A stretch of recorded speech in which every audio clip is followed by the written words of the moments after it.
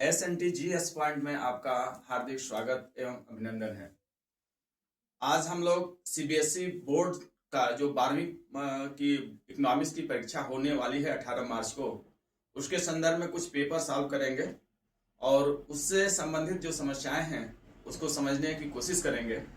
जैसे कि हम एक पेपर लेते हैं और पेपर है 58/7/3 पेपर है। इस सेट को हम सॉल्व करते हैं जो CBSE द्वारा पूछा गया है। और इसमें हम पहले प्रश्न पर बात करें। इसे जैसा कि आपको मालूम है, खंड क और खंड ख होता है, दो होता है, ए और बी खंड होता है। ए में मैक्रो इकोनॉमिक्स और बी में इंडियन इकोनॉमिक्स को से प्रश्न बनते हैं।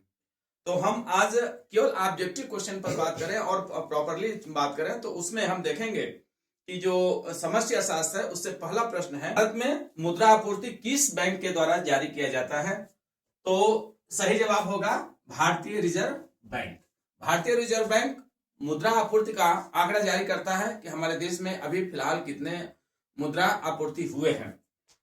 और बाकी सभी स्टेट, चूंकि वाणिज्यिक बैंक और स्टेट बैंक एक ही होता है, तो कभी कभी एग्जाम में पूछ लेता है, यहीं पे हम समझा भी दें कि वाणिज्यिक बैंक और भारतीय स्टेट बैंक, चूंकि वाणिज्यिक बैंक एक व्यापारिक बैंक ही भारतीय स्टेट बैंक है, तो इस तरह से कॉर्पोरेशन बैंक भी एक वाणिज्यिक बैंक है, इसलिए यह दोनों तीनों जो है एक वाणिज्यिक बैंक का रूप होता है। और इनके द्वारा कभी प्रश्न पूछा जा सकता है कि साख निर्माण किसके द्वारा किया जाता है, तो ये वाणिज्यिक बैंकों के द्वारा किया जाता है। तो कह सकते हैं कि साख निर्माण किसके द्वारा किया जाता है, साख निर्माण किस बैंक के द्वारा किया जाता है, तो वाणिज्यिक बैंकों के द्वारा किया जाता है। जैसा कि आप दूसरा प्रश्न भी देख लीजिए, सीमांत उपभोग प्रवृत्ति MPC यानी मार्जिनल प्रोपेंसिटी टू कंज्यूम को किस फलन के ढलान द्वारा दर्शाया जाता है? तो बचत फलन, उपभोग फलन, उत्पादन फलन या लागत फलन। तो इसका सही जवाब हो जाएगा उपभोग फलन। क्यों? क्योंकि यह सीमांत उपभोग प्रवृत्ति को बताता है। तो उपभोग प्रवृत्ति उपभोग को बताएगा। एक चीज, बहुत इंपॉर्टेंट चीज जानिएगा कि जब भी अगर ढलान की बात करेंगे तो जो ढाल होता है वह सीमांत को बताता है, यानी परिवर्तन ही सीमांत को बताता है। और चूंकि ये उपभोग है इसलिए यह सीमांत उपभोग प्रवृत्ति। यही अगर सीमांत बचत प्रवृत्ति होता तो बचत की ढाल को बताता। इस प्रकार से यहां सही जवाब हो जाएगा उपभोग फलन। अब आइए हम तीसरे प्रश्न को देखते हैं। तीसरा प्रश्न है कि उपलब्ध सूचना का उपयोग करते हुए निम्नलिखित तालिका को पूरा कीजिए। जैसा कि ये बना हुआ है और एक तालिका बना हुआ है जिसमें 2014 और 2015 तथा 2016-17 का आंकड़ा दिया हुआ है। 2014-15 में मौद्रिक GDP 6.5 है, जबकि 16-17 में 9 हो जाता है, ये प्रतिशत में है। और वास्तविक GDP जो 14-15 का हमें पता करना है और 16-17 का दिया हुआ 7.2 दिया हुआ है। इसी प्रकार से अब इसके 14-15 और 16-17 के आधार पे हमें GDP औस्फीतिक पता करना है, जो 14-15 में 100 दिया हुआ है और 2016-17 का हमें पता करना है। देखिए CBSE में थोड़ा प्रश्न हार्ड बन जाता है, ये 1 नंबर का प्रश्न है, लेकिन अगर हम अन्य बोर्डों की बात करें तो यह 3 नंबर के प्रश्न बन सकते हैं। लेकिन ये आज यहाँ पे ऑब्जेक्टिव पूछा हुआ है, कहीं पर डिटेल्स भी पूछ सकता है, 3 नंबर 2 नंबर में भी पूछा जा सकता है, इसलिए इसका हमको डिटेल्स जानना बहुत जरूरी है। अब यहां समझते हैं कि GDP, अब मौद्रिक GDP और वास्तविक GDP और GDP औस्फीतिक आप पढ़े होंगे कि GDP औस्फीतिक का एक सूत्र होता है, डिफ्लेटर जिसको कहते हैं, GDP डिफ्लेटर भी कहते हैं इसको, GDP औस्फीतिक या GDP डिफ्लेटर भी कहते हैं, बराबर होता है औस्फीतिक बराबर होता है मौद्रिक GDP यानी कि नॉमिनल GDP, मौद्रिक GDP बटे वास्तविक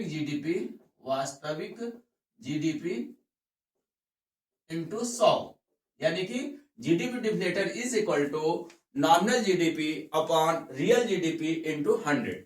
अब इसके आधार पे हम इसको हल कर सकते हैं। अब मान लीजिए पहले वाले को 14-15 को देखें तो GDP औस्फीतिक दिया है 100, मौद्रिक GDP दिया है 6.5 और इसको हमें पता करना है, मान लीजिए ये x है इंटू 100।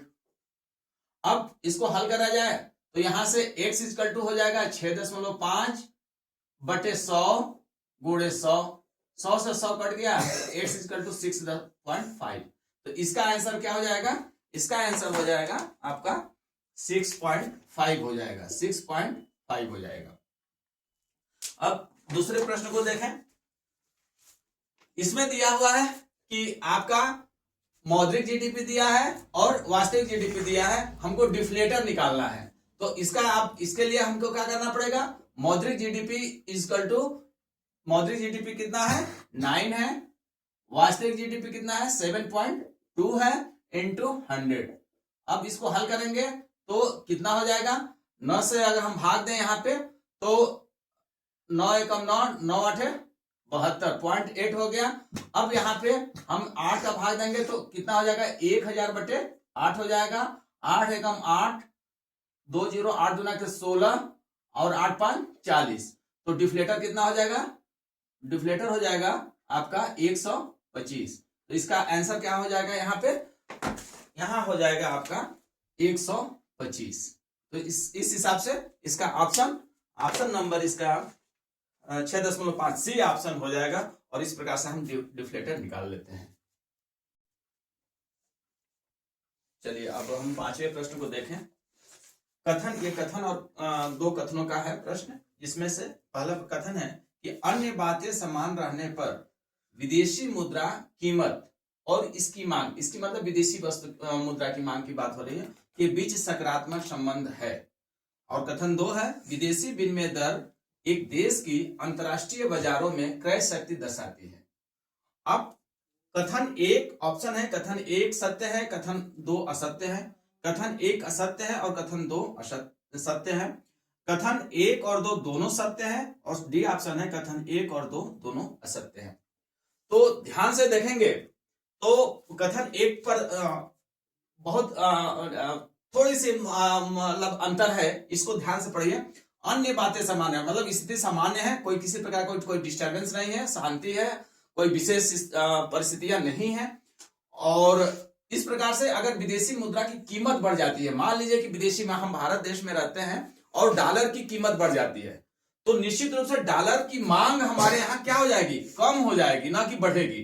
तो कीमत अगर बढ़ती है तो मांग क्या हो जाती है, घट जाती है, और कीमत घटती है तो मांग बढ़ जाती है। इस प्रकार से ये पहला जो ऑप्शन है, पहला सकारात्मक संबंध की जगह पर ये गलत है। यहाँ पे क्या होना चाहिए, नकारात्मक संबंध होना चाहिए था, निगेटिव, नकारात्मक संबंध होना चाहिए। यानी कीमत और मांग के बीच कैसा संबंध होना चाहिए, नकारात्मक संबंध होना चाहिए, निगेटिव रिलेशनशिप होना चाहिए। तो पहला असत्य हो गया। अब दूसरे पर चलते हैं।